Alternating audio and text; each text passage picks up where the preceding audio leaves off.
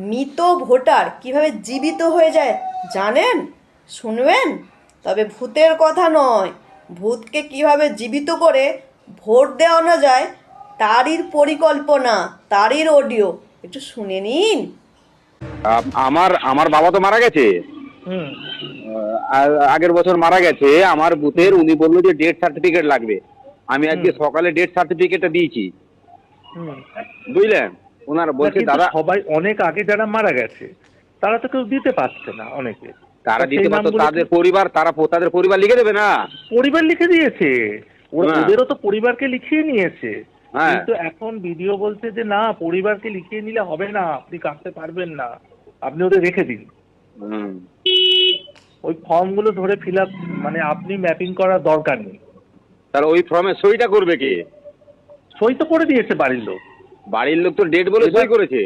Date বলে লিখে সই করেছে, এবার বলছে ফর্মগুলো আপনি ফেরত দিয়ে দেবেন, আপনাকে কিছু করতে হবে না, হ্যাঁ। আপনি খালি আনম্যাপিং করে দিন। ও তো ম্যাপিং করেছে, ম্যাপিং করে ওকে ডেট ঘোষণা করেছে, বলছে আপনি বড় ডেট কেস ঘোষণা খাবে, করবেন। বড় কেস খাবে বিএলওরা, এই বিডিওরা। হ্যাঁ, ওই ওই সরকারি। বিএলওদেরকে পশ্চিমবাংলায় আপনাকে একটা কথা বলি, বিএলওদের যে চাপ দিচ্ছে এটা নির্বাচন কমিশন ভালো করে জেনে গেছে। বিএলওদের না না, উপরে খুব একটা আঘাত বিএলওদের উপরে আনবে না। এআরও বিডিওদের হ্যাঁ, কপালে খুব বড় দুর্ভোগ আছে। ওই হুম। সুব্রত গুপ্ত যে নির্বাচনের পর্যবেক্ষক, হ্যাঁ। সে বলেছে যে আপনারা মিটিং এ বলেছে কথা, যে বিএলওদের বলেছে যে আপনারা কেন ডেথ কেসগুলো আপনারা ফলস সার্কেলে দেখাচ্ছেন না কেন, ওর ওগুলো নাম এক্ষুনি ম্যাপিং করুন। সুব্রত গুপ্ত। সুব্রত গুপ্ত, হ্যাঁ। আচ্ছা। যে বাড়ির লোক যদি লিখে দেয়, আপনি বাড়ির লোক, তার ছেলে লিখে দিচ্ছে ডেট, আপনি বাড়ি গিয়ে দেখলেন নেই, লোকাল, আপনিও বলছেন আমিও জানি ডেট, বলছে তাহলে ওগুলো কার নির্দেশে অপেক্ষা আপনারা এখনো ডিজিটাইজ করছেন না? আপনি এক্ষুনি ফোনে তুলে দিন, তা না হলে কিন্তু আমি বিএলওদের এগেনস্টে অ্যাকশন নেব, এই কথা বলেছে। ঠিক আছে? হ্যাঁ। হ্যালো।